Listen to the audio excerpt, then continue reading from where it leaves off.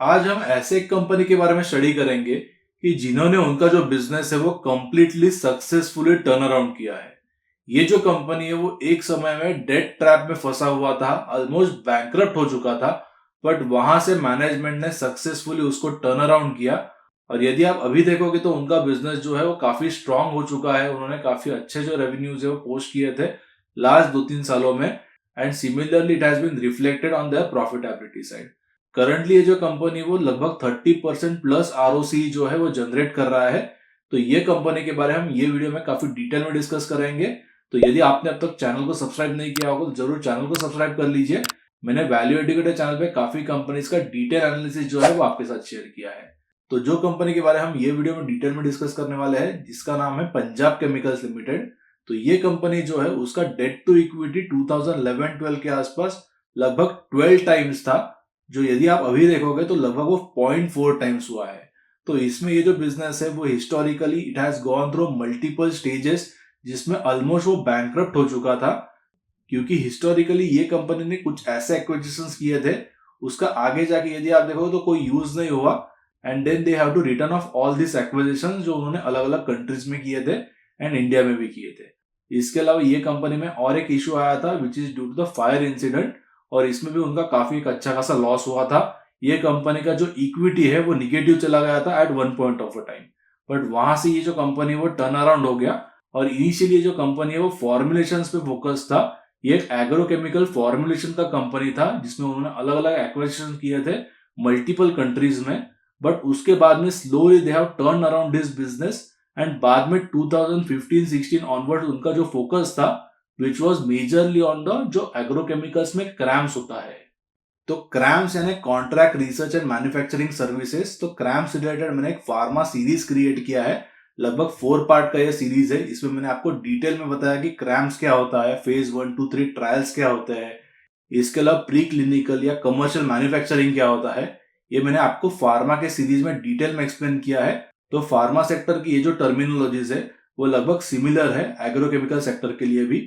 तो ये जो सीरीज है आप जरूर देखिए, इससे आपको काफी क्लियर आइडिया मिल जाएगा कि क्रैम्स क्या होता है। तो ये जो पंजाब केमिकल कंपनी है वो दोनों तरीके का क्रैम करता है, यानी जेनेरिक क्रैम्स भी करता है और इसके अलावा इनोवेटिव क्रैम्स भी करता है। और इसमें से जो इनोवेटिव क्रैम्स है इसमें मार्जिन काफी बेटर होते हैं कंपेयर टू जेनेरिक क्रैम्स। तो इसमें भी हम देखेंगे कि उनका करंटली कौन कौन से प्रोडक्ट जो है वो एक्चुअल में जो इनोवेटिव क्रैम्स में आ जाते हैं एंड कौन से प्रोडक्ट जो है वो जेनेरिक में आते हैं। इसके अलावा विल ऑल्सो डिस्कस अबाउट उनका करंटली क्या कैपेक्स चल रहा है एंड आगे जाके रेवेन्यूज के मैनेजमेंट ने क्या टारगेट्स दिए, ये सब के बारे में हम ये वीडियो में काफी डिटेल में डिस्कस करेंगे। And very very interesting thing about this company ये है कि ये कंपनी में उनके जो कस्टमर्स है they help this company partly to do the capex, यानी फॉर एग्जांपल 100 करोड़ का कैपेक्स करना है for their manufacturing units. Generally जैसे कि मैंने आपको बताया वो क्रैम्स करते हैं, और इसमें भी यदि आप वैल्यू चेन देखोगे तो वो एक्टिव इंग्रेडिएंट्स मैन्युफैक्चर करते हैं। तो यदि आप एग्रोकेमिकल इंडस्ट्री का वैल्यू चेन देखोगे तो वो शुरू होता है कमोडिटी केमिकल से, या जिसको बल्क केमिकल्स कहा जाता है, उसके बाद में इंटरमीडिएट्स आता है, उसके बाद में एक्टिव इंग्रेडिएंट्स आता है या जिसे टेक्निकल्स भी कहा जाता है। फार्मास्यूटिकल के केस में ये जो ब्लॉक है उसको एपीआई कहा जाता है, यानी active pharmaceutical ingredient, and finally formulations आता है। तो ये जो पंजाब केमिकल्स है that is mainly into technicals, और जो एक्टिव इंग्रेडिएंट्स वो मैन्युफैक्चर करती है। तो जैसे कि मैंने आपको पहले बताया कि ये कंपनी के जो कैपेक्स होते हैं जनरली इसमें पार्ट फंडिंग जो होता है वो उनके कस्टमर से होता है, और उनके जो कस्टमर्स है वो काफी बड़े बड़े कस्टमर्स है, जैसे कि निप्पॉन कायाकू है या बीएएसएफ है या यूपीएल है या सिंजेंटा है। काफी अलग अलग कस्टमर्स है जिनके बारे में हम आगे जाके काफी डिटेल में डिस्कस करेंगे। तो उनके कस्टमर्स उनको हेल्प करते हैं टू कंप्लीट द कैपेक्स। तो this actually shows the commitment by the customers कि उनके लिए पंजाब केमिकल्स का फैसिलिटी कितना इंपॉर्टेंट है, और इससे पंजाब केमिकल्स का कैपिटल जो अलोकेशन है या डिप्लॉयमेंट है वो भी एक्चुअली काफी कम हो जाता है because it is funded by their clients. इसके अलावा वेरी इंपॉर्टेंट थिंग इज जो फॉर्मुलेशन मैन्युफैक्चरर होता है एग्रोकेमिकल्स का या इवन फार्मास्यूटिकल्स का भी, उसको कोई पर्टिकुलर कंपनी में कोई प्रोडक्ट सेल करना है तो पहले रजिस्ट्रेशन करना पड़ता है, and registration is very time consuming thing, और इसके अलावा ये रजिस्ट्रेशन करने के लिए काफी एक्सपेंसेस भी लगते हैं। तो ये केस में पंजाब केमिकल्स ये कोई भी एक्सपेंसेस नहीं करता है, ये सारे जो एक्सपेंसेस है वो उनके कस्टमर्स या क्लाइंट्स करते हैं। तो अभी हम डिटेल में जानेंगे कि पंजाब केमिकल्स का बिजनेस मॉडल क्या है और उन्होंने उनका जो बिजनेस है वो कैसे टर्न अराउंड किया। और करंटली यदि आप आरओसी देखोगे पंजाब केमिकल्स का, इट इज मोर देन 30%। तो विल ट्राई टू अंडरस्टैंड कि उन्होंने ये जो आरओसी है वो over the period of time कैसे बिल्ड किया है। So let's now start detail understanding of the business model of Punjab chemicals.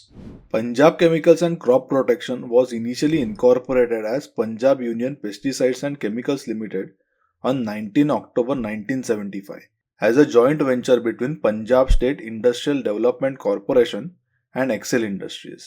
26% of the stake was held by Punjab State Industrial Development Corporation and 25% by Excel Industries, and remaining stake was held by the public.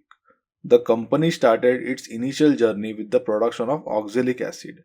Over the time, it has entered into the production of agrochemicals, pharmaceuticals, intermediates, and industrial and specialty chemicals.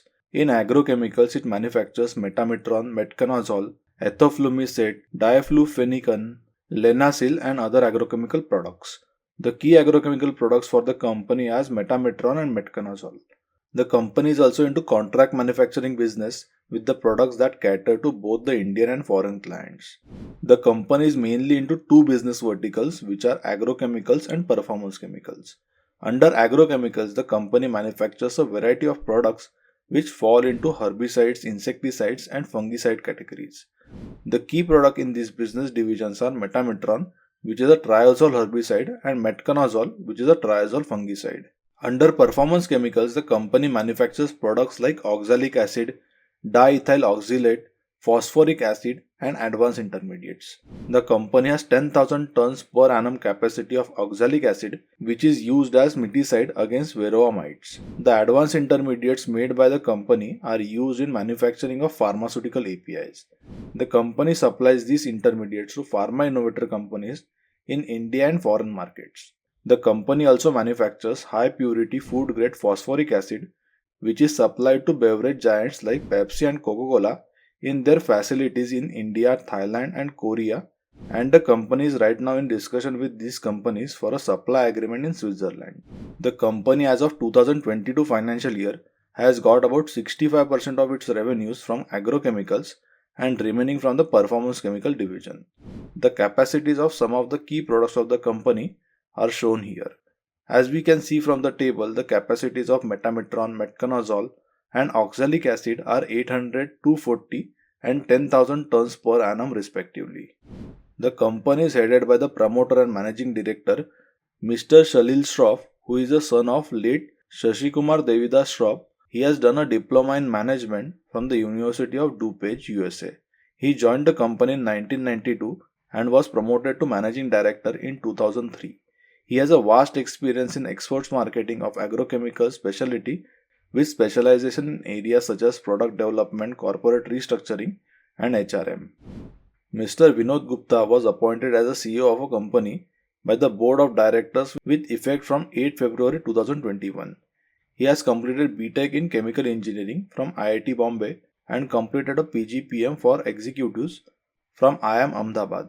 He has a vast experience of 29 years with more than 23 years in operations management in large petrochemicals and oleochemical sectors. He has worked extensively on technology, project management, quality management, and energy management. The company currently have two manufacturing facilities in Derabassi and Lalru, which are based in Mohali, Punjab. The company produces its agrochemical products in Derabassi facility with the total capacity of these agrochemical products being 29,700 metric tons per annum. The company produces advanced intermediates which are used for pharmaceuticals at its Lalru facility, which has a total capacity of 5,778 metric tons. The capacity utilization at these two facilities as of H1 2023 stands at 85% and 52% respectively. The details of these facilities are summarized. The company also has a manufacturing unit at Pune with a land area of 1.5 acres. However, it is a leased property and does not belong to the company. The company manufactures food grade phosphoric acid in this facility, which is supplied to Pepsi and Coca-Cola. The company is into generic and innovative agrochemical CRAMS space. The company has two main advantages, which are the customers of the company fund 50% of the total capex. Second one is the clients of the company, which are generally big innovator agrochemicals companies like Syngenta, Corteva, Adama, UPL, which invest the funds required for the registrations of the products on behalf of the company in different regions, which creates a significant exit barriers in this business. The company has clients in both Indian and foreign markets for its agrochemical products, pharmaceutical intermediates, and industrial chemicals like oxalic acid and phosphoric acid. Let us now see the clients in each of these product segment and the business which the company does with this client in bit detail. First one is agrochemicals.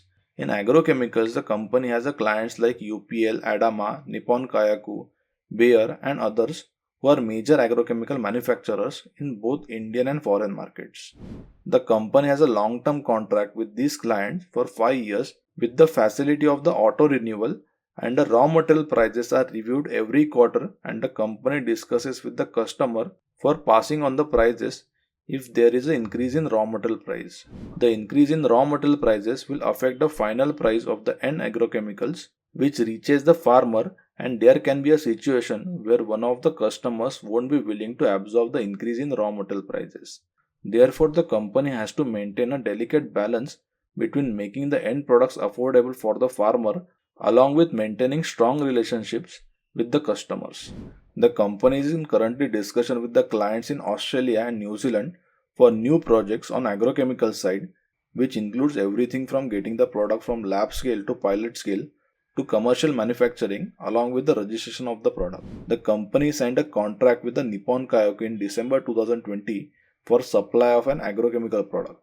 The product was commercialized in Q2 of 2022 and the company started supplying it immediately. This molecule has a revenue potential of 60 to 70 crores at full capacity utilization. Punjab Chemicals signed a contract with Singapore-based company for agrochemical molecule for which it started sending shipments in Q2 2022. This molecule has a revenue potential of 90 to 100 crores at full capacity. Second division is the pharma intermediates and APIs. In this space, the company makes the supplies of advanced intermediates to clients like Laurus Labs, Divi's Labs, Abbott Labs, and Daiichi Sankyo from Japan. Punjab Chemicals is also in the production of the APIs, while the main focus of the company is to supply the advanced intermediates. The company is expecting 25% growth in FY23 compared to FY22, and they are planning to develop a particular intermediate for Mylan, Laurus, and Divi's Labs. This molecule is import substitute product, and company is currently undergoing the trials for this molecule. The expected revenue potential for this particular molecule can be about 100 crores at full capacity utilization. Third segment is industrial chemicals. The company manufactures high purity food grade phosphoric acid under industrial chemicals division, which is supplied to beverage giants like Pepsi and Coca-Cola in their facilities in India, Thailand, and Korea, and the company right now in discussion with these companies for supply agreement in Switzerland. Pepsi and Coca-Cola have been company's clients for 20 years. Punjab Chemicals have the yearly contracts with these companies. Let's now discuss about the geography-wise revenue contribution. As seen in the chart, the contribution from the European Union has increased from 19% in 2017 to 39% in 2022 financial year. As against this, the domestic business contribution has increased from 34% in 2017 to 48% in 2022. Now we have understood about the business which is done by the company with its client. Now let's understand about their key products and the business dependency which company have with these clients and the products in detail. Let's first start with the products. The key products of the company in agrochemical business are metametron and metconazole. As seen in this chart, though the contribution to the top line of the company for these products have remained almost flat, in absolute terms, the contribution of these products in percentage term has decreased from 43% in 2018 to 31% in 2022, which is still a high number. Now let's understand about these products. Metametron is triazinone herbicide which controls pre-emergent and post-emergent weeds. It is primarily used in crops like sugar and fodder beets.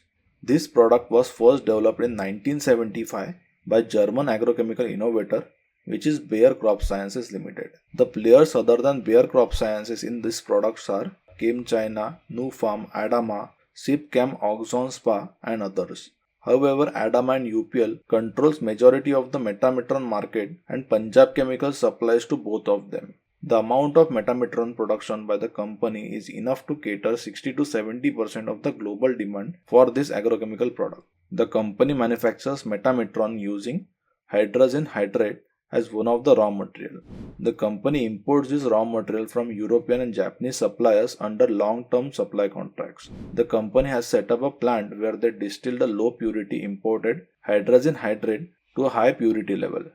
Hydrogen hydrate is an important precursor to agrochemicals such as metaxychlore, metametron, metribuzin, paclobutrazole, diclobutrazole, propiconazole, and tubuconazole. Earlier, Punjab Chemicals was the only Indian company who was manufacturing metametron. However, two players, which are Himani Group and Best Crop Sciences LLP, have announced their capacity expansion on herbicide areas, which includes metametron. Himani Group plans to manufacture metametron at a capacity of 4,800 MTPA, which has almost a double capacity of the Punjab Chemicals of 2,700 metric ton per annum once the expanded capacity comes online, which is an application for producing generic agrochemicals molecules. Best Crop Sciences have filed for 9(4) application for metametron in 2019. This is an application which is needed to produce the generic agrochemical molecules. Best Crop Sciences have announced an additional capacity expansion of 4,600 metric ton per annum on the herbicides area, which will include metametron as well. Now let's discuss about second product, which is metconazole. Metconazole was first discovered by Kureha and initially co-developed with the Agricel, which is now known as BASF. Metconazole is a triazole fungicide which is used to counter fungi which attack crops such as cereals, canola, rice, maize, soybean, sugar beet, cotton, and others. As Kureha was a small R&D based company and it has limited in-house marketing capabilities, during the discovery of this molecule, it sought collaboration with number of companies to increase the geographical usage of the metconazole. In 2003, Rallis entered into contract manufacturing agreement for a 100% export-oriented project.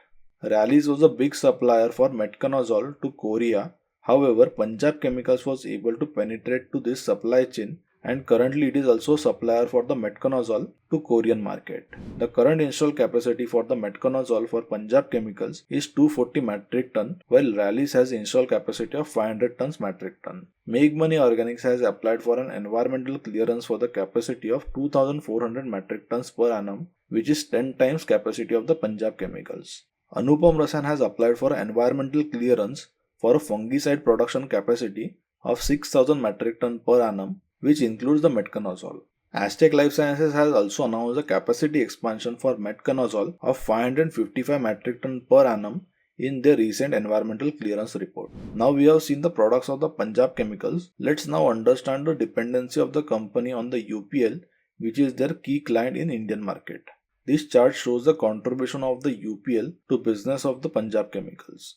As seen from the chart, the company historically got almost 50% of their business from UPL, which has reduced over the time. The contribution of the UPL to the company's business is about 37% as of 2022 financial year, and the company expects that this contribution to come down to around 30% in next 3 years. It may further be in a range of 25 to 30% for the long term. UPL, however, will still remain a major client for the company for the long term, even after company is successful in reducing the dependency from the UPL. UPL can remain a major client for the Punjab Chemicals in future. The company has mentioned in recent environmental clearance report that it has planned a capex of 197 crores at Derabassi facility for agrochemicals. The EC was filed on 8 October 2021 and the company got the environmental clearance on 17 February 2022. The current capacity at Derabassi is 29,700 metric ton per annum. The company has planned to add a total additional capacity of about 38,000 metric tons per annum, which will take the total capacity of the Derabassi unit to around 67,711 metric ton per annum. Here we can see the agrochemicals for which this capacity expansion have been announced. The products for which the company has added the fresh capacities are fungicides like Mancozeb, Manem, Cyaneb, Xyram and Anthracol, herbicides like Devrinol, Pyrazosulfuron ethyl, Benzyl sulfuron methyl and made sulfuron methyl. PSC, BSM, and MSM belong to sulfonyl urea herbicide group in which Aztec Life Sciences is planning to enter as mentioned by the company in their recent con call. The table shown here shows the pesticides made by the company and some of the geographies in which these products are banned. The products which are marked with the E form the part of the existing product portfolio of the company, and the products which are marked with U are those products for which the company has announced a fresh capacity expansion. As we can see from this list, most of the products made by the company are banned in the European region, which is a major export market for the company. But it won't matter much right now because these products are not significant contributors to the company's top line as compared to metamidrone and metconazole. Let's now understand about the historical acquisition which company has made between the 2003 and 2009. During this period, these acquisitions were done with the following intentions. First one is to grow faster by inorganic method. Second was to enter the regulated markets like Europe, US, Latin America and others. Third one is to enter new businesses and simultaneously expanding the existing business capabilities. And last one is to become a big agro formulation player. In 2003, the company acquired Alpha Drug India Limited, which was a major pharma intermediate and API manufacturer, thus making its entry into the pharmaceutical space. In the same year, the company merged STS Chemicals, which was in a production of wide range of phosphorus derivatives and specialty chemicals in its business. In 2006, the company acquired Netherlands-based company Pagevo Behir BV for 39.5 million euros or 225 crore rupees. The company was into agrochemical technicals and formulations. The acquisition gave the Punjab Chemical and access to in-house R&D, quality control facilities and formulation facilities. As Pagevo's products were registered in countries like Netherlands, Belgium, UK, France, Germany, Ireland, Denmark, Italy, Slovakia, Czech Republic, Belarus and Switzerland, the acquisition of the company gave the Punjab Chemicals an access to the European market where the company was planning to enter with its own formulation brand. In the same year, the company acquired Synthesis Quimica SAIC for the consideration of $10 million or 50 crores, which was into bioagro inoculants, agro formulations, and industrial and formulation based products for leather industry and wood preservation. This acquisition widened the product basket of the company, gave access to development of bioagro products, and strong foundation for them to enter into regulated markets of Europe and Latin America. The acquisition also gave the Punjab Chemical an access to two manufacturing facilities of Synthesis Quimica in Argentina, a strong distribution network in South America, access to clients like Nuform and Syngenta, exports to countries like Latin America, Southeast Asia, US, Canada and Europe. And at that point of time, 80% of the agro formulation business of Syngenta Argentina was catered by Synthesis Quimica, which was in line with the company's strategy of strengthening its foothold in agro formulations. In 2007, the company acquired 30% stake in US-based Source Dynamic PLC Chemicals with the investment done by a company's European subsidiary. The company already had a joint venture with Source Dynamic PLC, and after acquisition, the company planned to sell its product,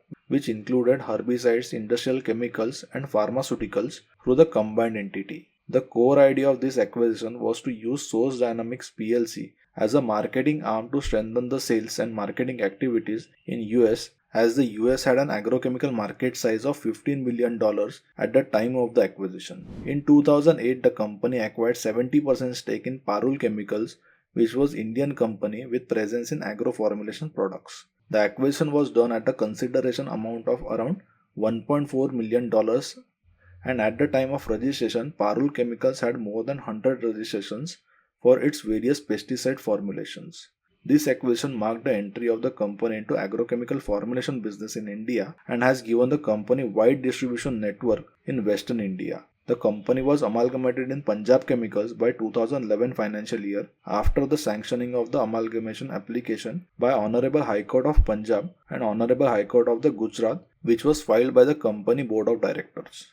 The company did a significant acquisitions in the period of 2003 to 2008, and the majority of them were debt funded, and therefore by 2010 they had a huge amount of debt on their balance sheets to the amount of 762 crores. In April 2009, one of their agrochemical plants at Derabassi was damaged due to fire incident, which led to disruption in operations.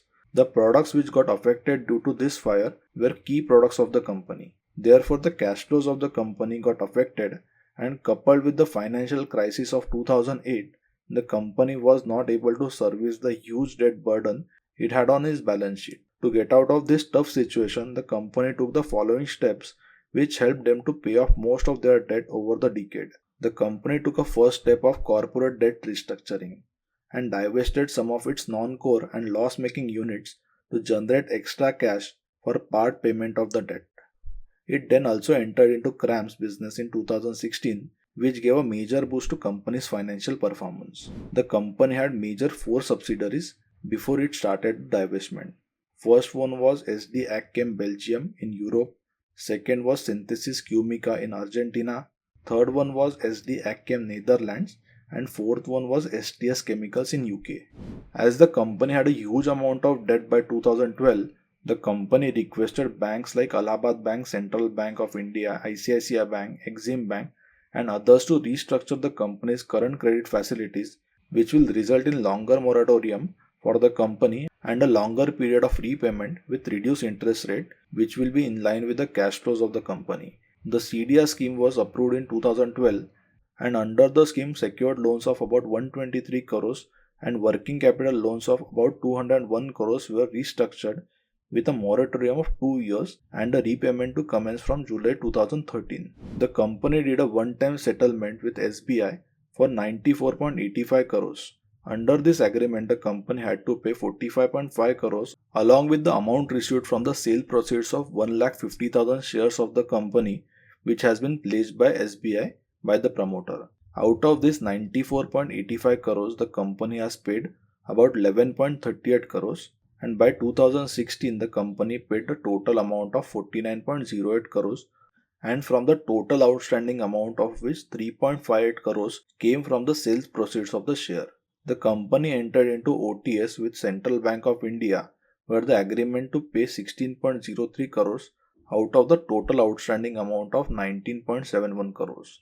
The company has paid down 4.01 crores out of 16.03 crores, and the remaining amount was paid by end of 2018. The company was undergoing a major liquidity problems as the debt as on 2011 financial year was the amount of almost 800 crores. The major portion of this debt was the borrowing of the SD Agchem Netherlands BV and Agrichem at 25.25 million euros or 175 crores. There was an obligation to pay 10.34 million euros in 2012-13. To get the cash required to pay this debt, the company sold its subsidiary SD Agchem Netherlands BV to United Phosphorus Holding BV, which is subsidiary of a UPL. This divestment helped the company to offload some of their debt of 25.25 million euros. The company sold off its agro formulation unit to Coromandel Agrico Private Limited as a slump sale for consideration of 12.25 crores. The Tarapur unit, which was under the manufacturing of the industrial chemicals like phosphoric acid, oxalic acid, and others, was initially leased out to UPL and eventually sold to UPL. The excess land at the Tarapur was also sold by the company.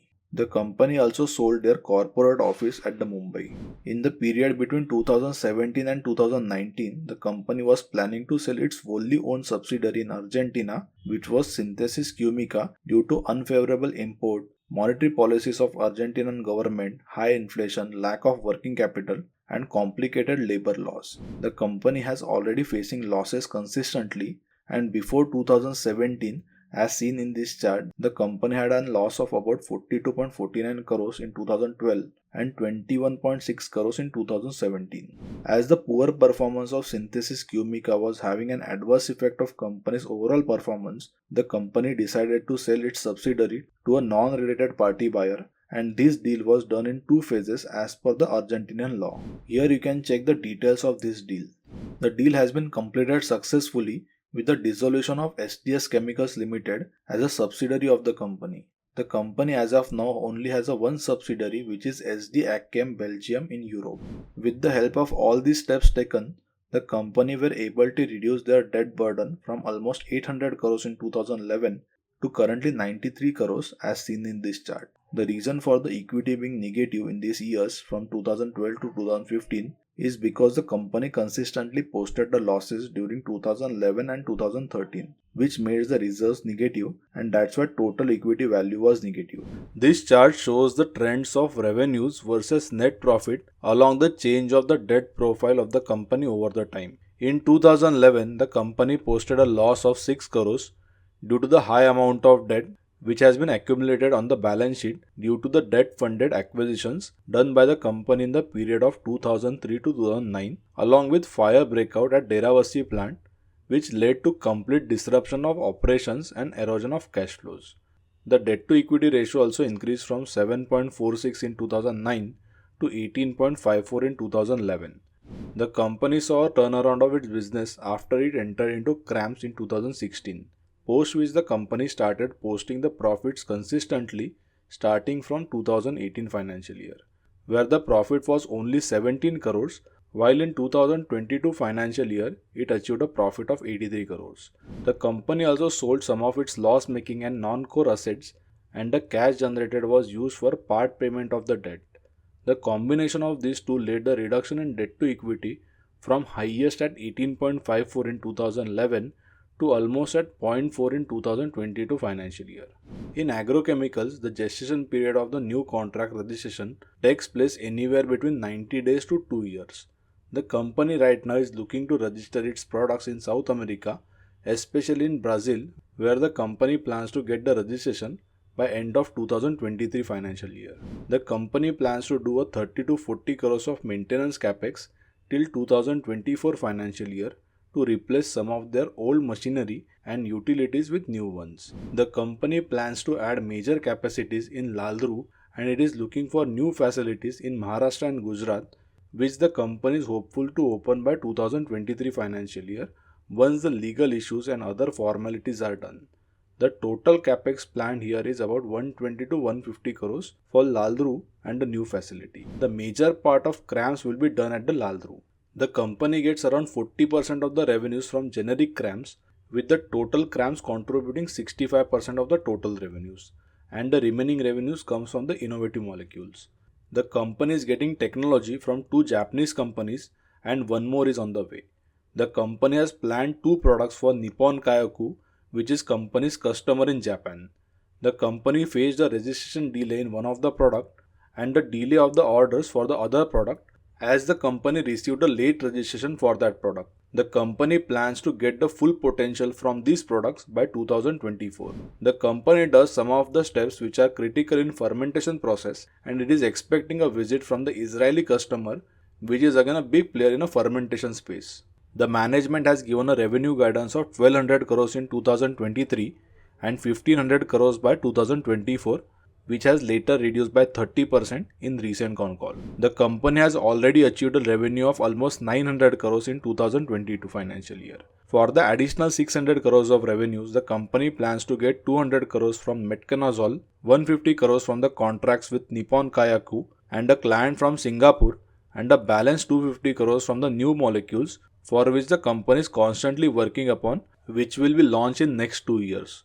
The company has increased its order book, which was at 1500 crores for last 3 years, to 2500 crores. Company plans to get a revenue of 2500 to 3000 crores in next 5 years. The company imports hydrazine hydrate from Europe and Japan under long-term supply agreements. In India, hydrazine hydrate is imported to the tune of 1700 tons. Gujarat Alkali and Chemicals Limited has announced a capacity of 10,000 tons for hydrazine hydrate, which has came online on Q4 of 2022 and has begun the commercial production on 26 September of 2022. Since the capacity of GSL is catering to almost 60% of the imports of India, Punjab Chemicals may consider sourcing of hydrazine hydrate from GSL going forward. Now let's discuss about the key risks which are associated with the company. First one is product concentration. As discussed earlier, the company gets its major revenues from 2 products which are Metametron and Metconazole, where their combined contribution was 43% in 2018 and it has reduced to 31% in 2021. Though the contribution has decreased over the period of time, still it is about 1/3 of their total revenues. If a ban is announced on these products all over the world, this can really affect the business of the company. Second risk is customer concentration. The company has got more than 50% of its business from UPL historically. This dependence on UPL has come down to 43% in 2021.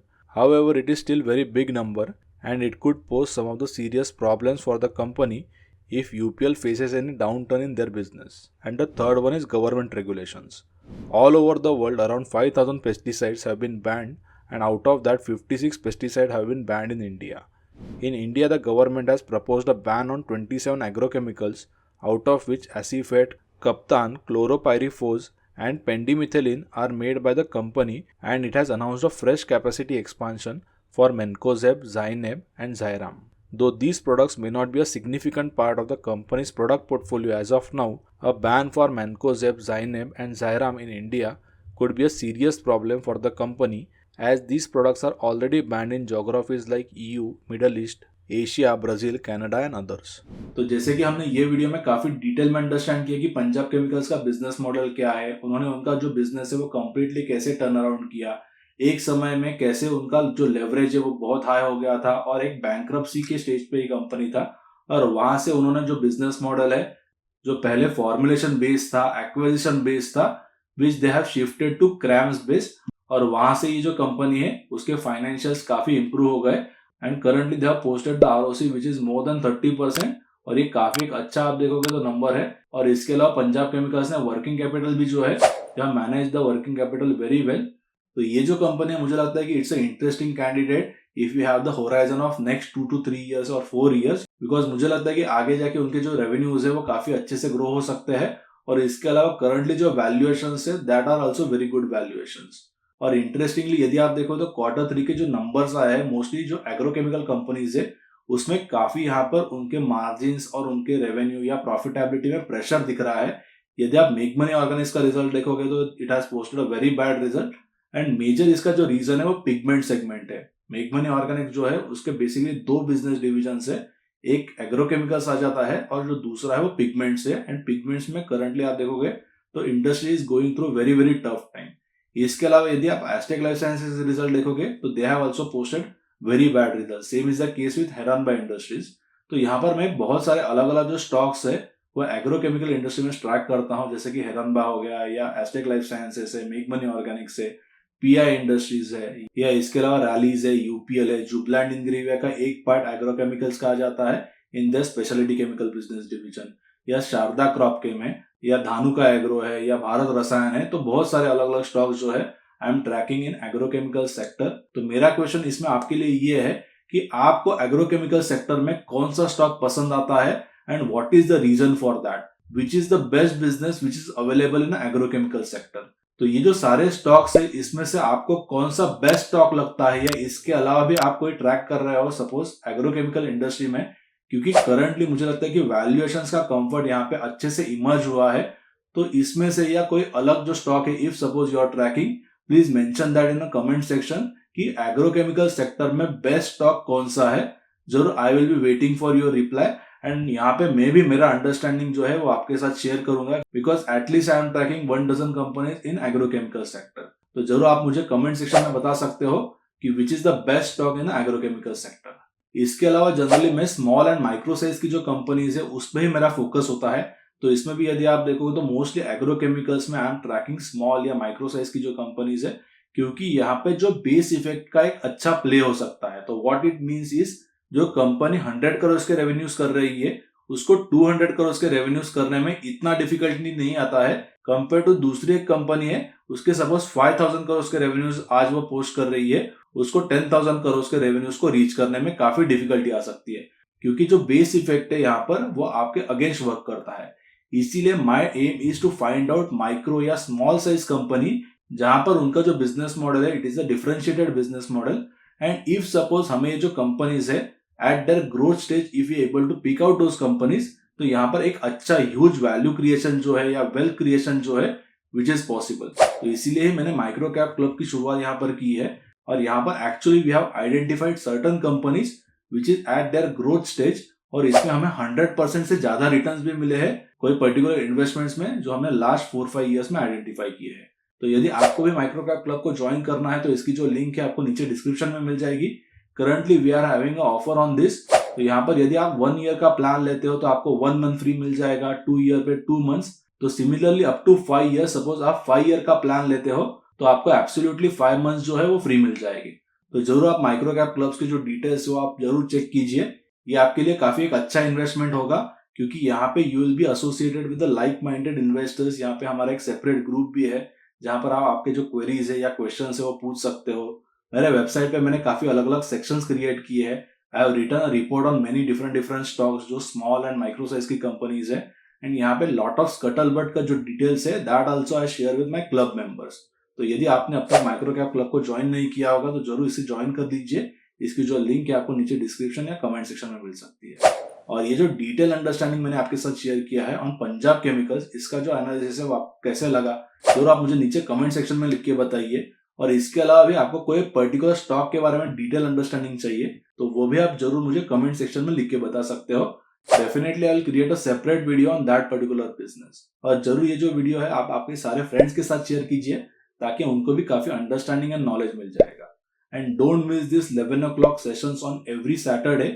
इससे आपको काफी understanding मिल जाएगी अलग अलग business model के बारे में, mental models के बारे में, मेरे फ्रेमवर्क्स के बारे में। मैंने यहाँ पे आपके साथ काफी डिटेल में अंडरस्टैंडिंग जो है वो शेयर की है। So don't miss this sessions every Saturday at 11 o'clock।